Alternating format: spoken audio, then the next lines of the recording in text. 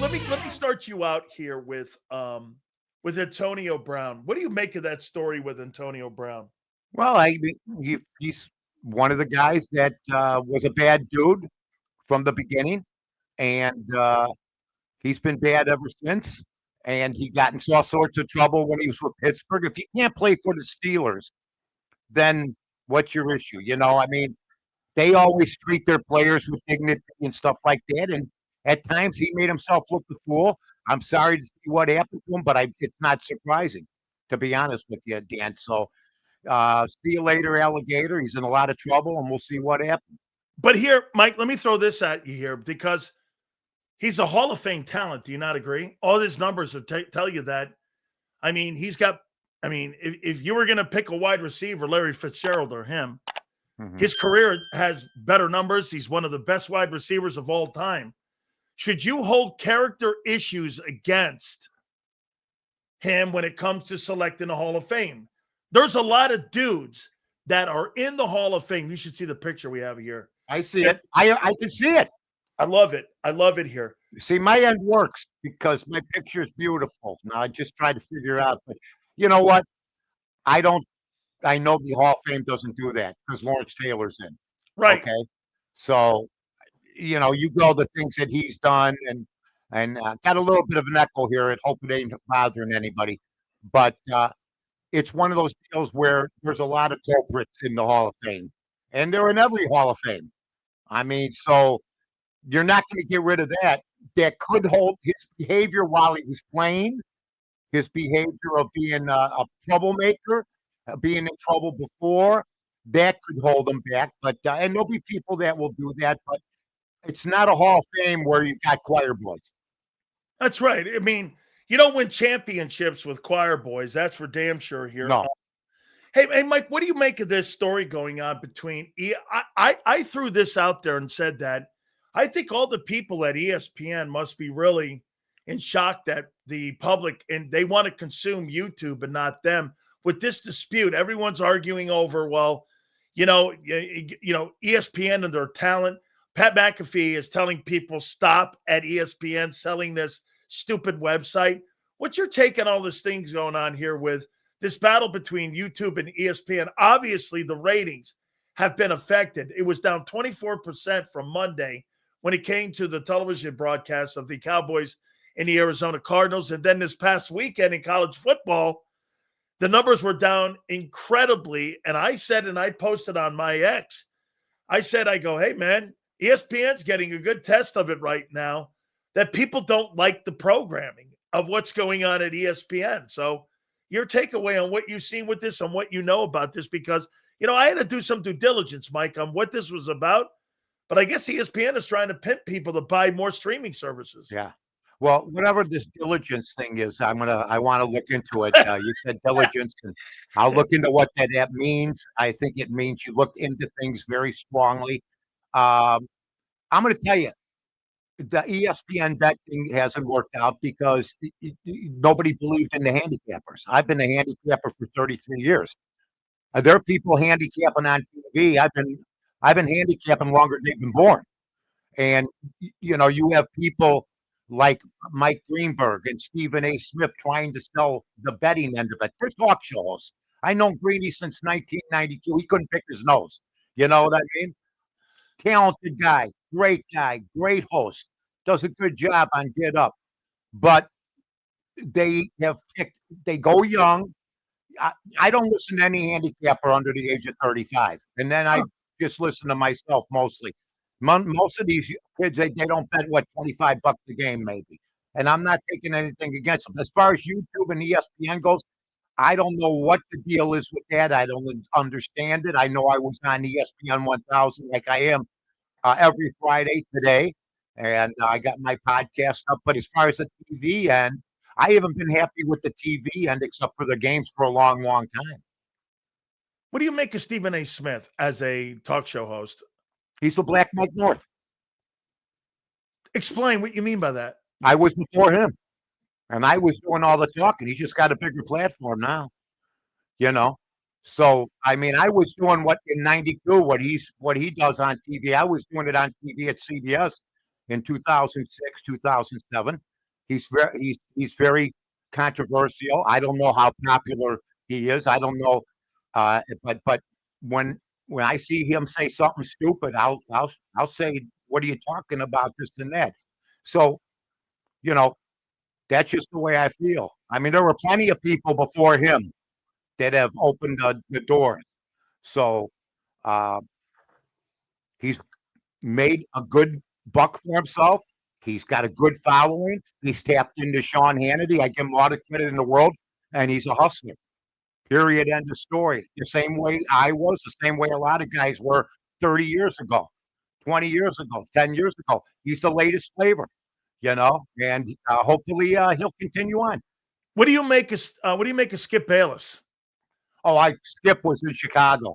He didn't last long with us. He was with the Chicago Tribune. The best thing that ever happened to him was he lost popularity in Chicago. He was going up against the sports radio stations, our station, which was the strongest, one of the strongest in the country. The newspaper was becoming irrelevant, which it has. He had a good run with them, but what ended up happening to him is he had to leave the Chicago Tribune. But it ended up being a bonanza for him. I haven't seen him on anything lately, but everybody, you'll be perking up somewhere, Skip. But the best thing that ever happened to him was leaving Chicago. Did he go to Dallas after that, or was it Chicago to Dallas? I think he was Dallas first, and then he went to Chicago. He worked for the Dallas newspaper, and then he went to the Tribune. He worked for the Dallas Morning News. That's correct. Then he went to the Chicago Tribune or the Chicago Sun. Yes.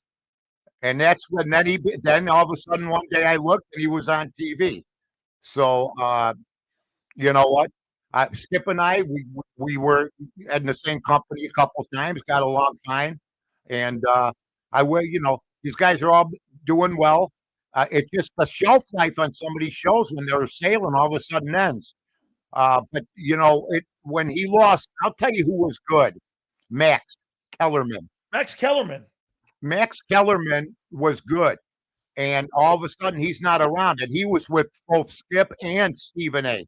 So apparently he's a pretty smart guy, but he didn't work out for some reason. But I know he had a lot of talent.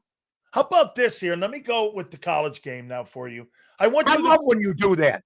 I want you to help me out, okay? Really, because I've been asking this question to everybody. Mm-hmm. So the college football playoff top 25 came out, right? Mm-hmm. This last Tuesday. ESPN had this gigantic show. Mm-hmm. So explain this to me. Nowhere on that top 25, Mike, did they have a not Power 4 team. There was no Memphis. There was no anybody. How are you selling me this? Well, we're picking and ranking the top 25 teams in all of America, and yet you're going to try to sell me, hey, I don't believe that Memphis is a top 25 team, but we have to put them in our college playoff because that's just the way the system is. You contradict yourself, Mike, when you're saying this is the best college football playoff, but wait a minute, one of the teams that we have in it, we don't believe is a top 25 team. Mm-hmm. How are you selling me that you're putting the best teams in the college football playoff when you don't even believe one of those teams is a top 25? Well, because if you're going to let 4 5 SEC teams in, then you're letting 4 in that aren't the best talent. Well, why not be honest about it then, Mike, and just say that? Well, you know what? And here's another thing. At least one of them's getting in. I got to believe if you're the SEC and the Big Ten, you're saying to yourself, why didn't we do this 10 years ago like everybody wanted us to? They're making more money now with the 12-team format than if there'd been only one team like from the Big Ten, Ohio State or Indiana, 2 teams out of 4 with maybe Alabama and somebody else. It needed to be expanded, but they also need to bring in the little guy. If you're going to load it up with SEC, Big Ten, and Big 12 talent, and leave the other power, they call it the power of 5 conference or something, then you know what? You're defeating the purpose. You're still excluding. And that's somebody's opinion that Memphis is 25th. Memphis has had a pretty good year, and there's no guarantee that whoever plays Memphis will win. It's football. In basketball, they did the same thing. You know, they had to open it up a little bit. Well, they've opened it up too much, but you got to let some of the little guys in. If you just let in all Goliath, no David, it takes something out of it. It will be fun to see somebody. I understand what you're talking about. I understand what you're talking about. But I also understand I've seen SEC teams in the tournament, in the playoffs before and before the playoffs that weren't worthy of their rankings, but because they play in that league. If Memphis played in the SEC, I don't know what their record would be, but I'm seeing what other teams like Oregon and other teams like from the Pac-12, I see what happens to them when they come north and play in the Big Ten. It's a whole different story now. So it's all different. I don't have a problem with out of 12 teams, one team being little and sneaking in. I do understand the rankings, but that's speculative. I do agree with you, but you got to let somebody else in. And that was the deal that they cut, and I think it's a good one.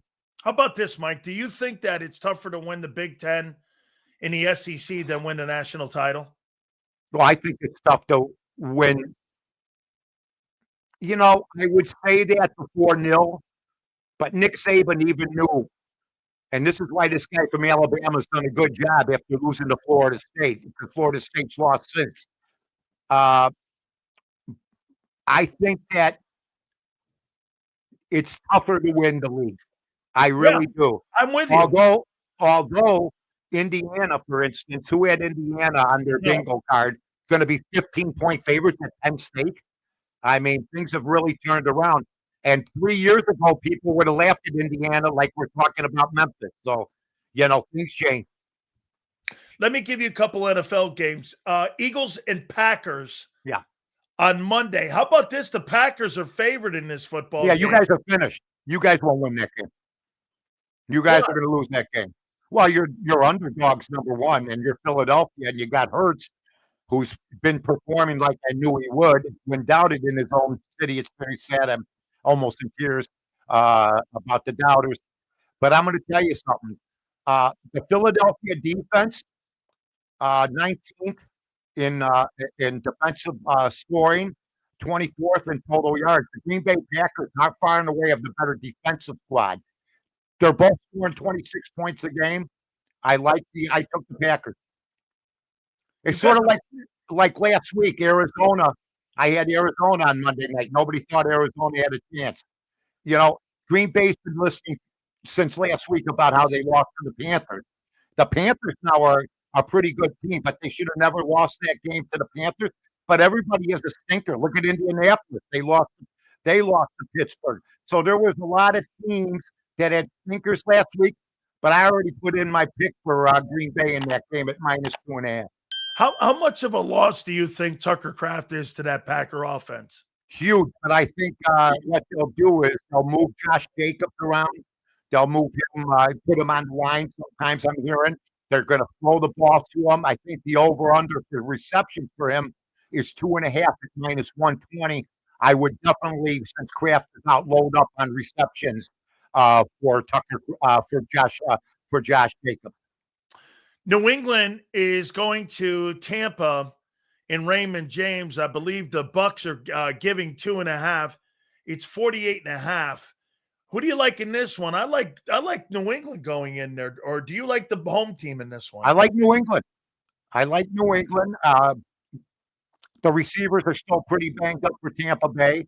New England's defense has been performing well.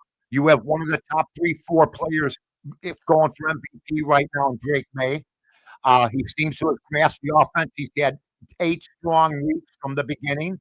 So I think I would take the points with New England. This San Francisco and Rams game, I'm looking at the NFC games here, obviously. Right. What do you make of that when the Rams go into San Francisco? That's always been a pretty good matchup between Shanahan and McVay. Yeah, you got Mac Jones. You're talking about Jones quarterbacking that he's going to eventually maybe unseat Purdy. That's never going to happen. Jones has been hot, just like Jacoby Brissett has been hot, but they know they're second stringers, but they're going to ride the pony until he lets up. Right now, Purdy could come back this week, But I think while they're on the run, maybe they play Jones. If they don't, they'll play Purdy. Here's my deal. The San Francisco 49ers are dogs in this game against the Rams. I think it's 3.5, and home. If Purdy was playing, it would be a picket.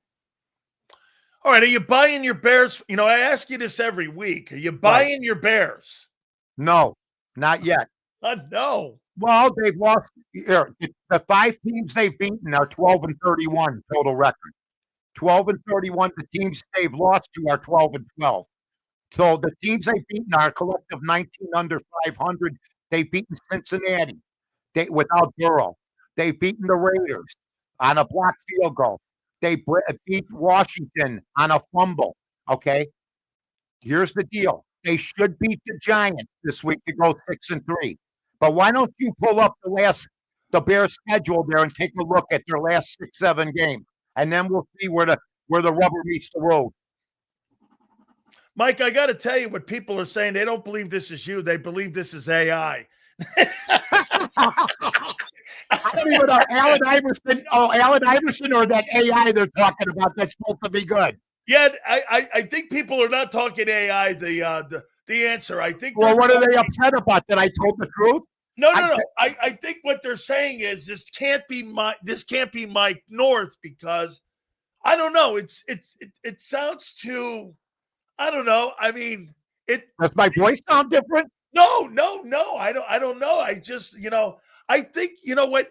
Because that half Italian in you, Mike, I think when you throw your hands around, there's more emphasis on how you throw. You can't even see me, though, I thought. Yeah, no, I can't. Don't stereotype us Italian. Don't stereo. You know how we are about that.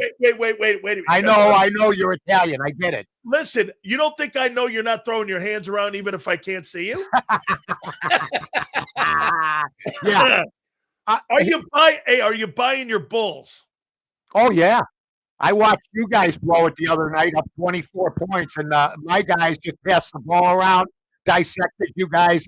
Embiid limping around like he always does. Embiid, I call him Chester from the old Gunsmoke series.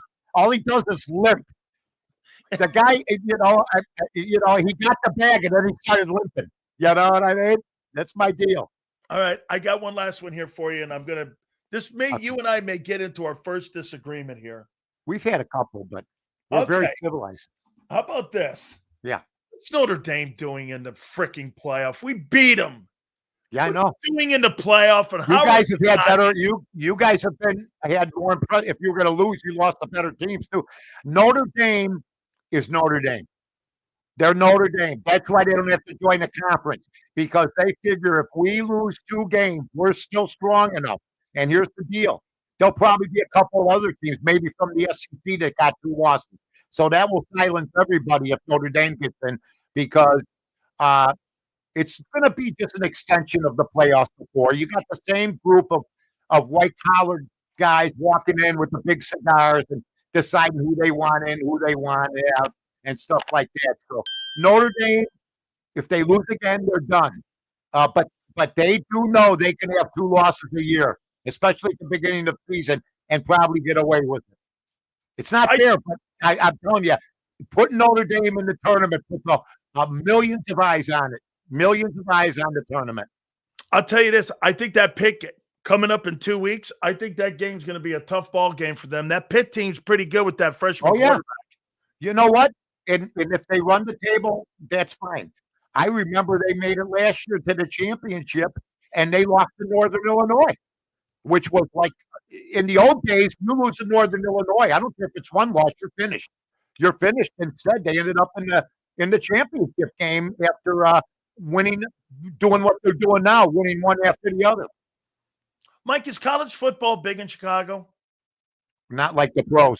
Not like the pros. I mean, that's like asking me. See, to me, I'm more of a pro guy. I'm a Bear fan and an NFL fan. Northwestern and Illinois just don't kick the scale. I mean, that would be like asking a guy in Philadelphia. Yeah, no, agreed. With Temple, some of these other teams. Philadelphia, to me, is a pro town. Chicago, to me, is a pro town. Carolina is like a college town. North Carolina, yeah, teams like that. Do you think it's more of a Notre Dame town, Chicago? Oh yeah. Oh yeah. Notre Dame is definitely Chicago has a strong alumni base. And plus we're raised on Notre Dame football. I mean, in the papers when we were kids, Notre Dame was featured like they were like from Chicago. So and they had a big storied franchise back then. So yeah, Notre Dame is huge. I mean, Notre Dame is the New York Yankees Yeah, of major what the Yankees are to baseball. So I think with the 12-team format, they're going to sneak in, but if they lose again, they'll be out. I really like the guy Marcus Freeman. I mean, Great. you know, I How think they about Brian upgraded. Kelly? Oh, hey, how about this? He thought that he was going to go into the Southeastern Conference and win just 10 games, and that was going to be enough. And that wasn't enough. Mike, those jobs down there and all those payouts, what do you make of all those payouts that you're seeing? He got 54 million bucks on the way out the door for Yeah. losing. That's a shame. That's a shame, and it's happened before.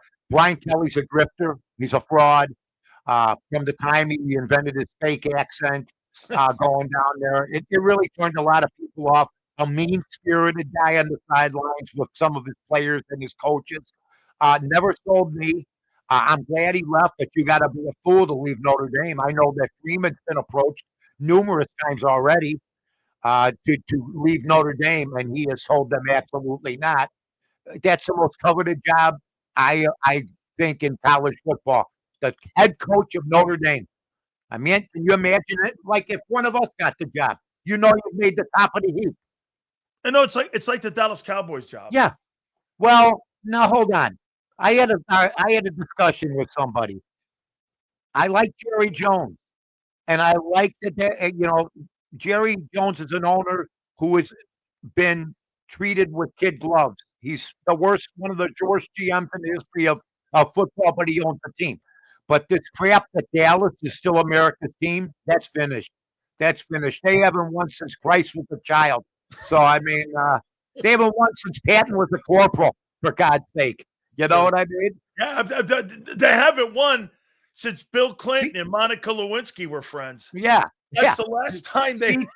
Yeah, that to me, if they don't call them. If you notice now on TV, America's team, that slogan, that thing is not talked about all that much anymore. They don't bring that up. I think in the past 20 years, New England was America's team, to be honest with you. You had the Golden Boy at quarterback. You're winning 7 Super Bowls. You're in a big city, a big state like Massachusetts. And now you got the Kansas City Chiefs. I mean, these teams are far and away better than the Dallas Cowboy organization. So, Dallas is just another team to me. Let me one last one for you. Let me think keep this going. I like this. When you say one last one, we keep rolling. Let me go. Do you think it's a possibility that the Ravens and Chiefs could play for the NFC Championship game? No, I don't think so. I do think that Kansas City's got a shot because of who's been there, Patrick Mahomes. But that the Ravens are going to win. They got to win every game. Every game's a playoff game to them now. Every game. So starting Sunday, you better win because if they trip up once, and you know what, the defense of the Ravens is not what it was. And Lamar Jackson is great. Don't get me wrong, but I think it's going to be tough for them to make it this year. There's a loss or two in there somewhere because I saw a bunch of good teams lose last week that nobody thought would lose. AFC Championship, I meant. Josh Allen, elite or non-elite? Oh, he's elite. I'd take him tomorrow. But I don't. He's got to beat Mahomes, though, to be known as a. Well, I think he's elite. So you just brought up Lamar Jackson, and you consider him elite. So I would probably consider Josh Allen elite, but Mahomes the boss until further notice. And Jalen Hurts. And Jalen Hurts is the boss. Those two guys are the bosses until further notice. So Jalen Hurts, in your opinion, is an elite quarterback? Absolutely. The last 2 weeks have been like unbelievable by him. And he won't have the stats, but he just wins. I've said it. And I remember being on here about a month and a half ago, and we were discussing it. And I said, don't worry about it. He's going to be fine, but you're going to have some games where you're going to be not. If Barkley's the guy that's got to get moving, I mean, put down the commercials and start running the football a little bit. He's got all the commercials now. Now it's time for him to pay up too.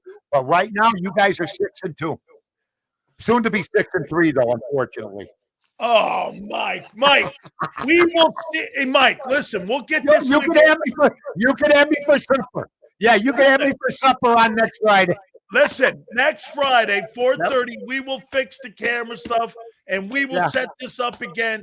Are we good for next Friday? I tell you that every week, but to do it anyway, I had a special new toupee on today. Sorry about the camera. That picture I have up there now is me answering interrogational questions by the Chicago Police Department. They saw the mysterious man leave a back room. That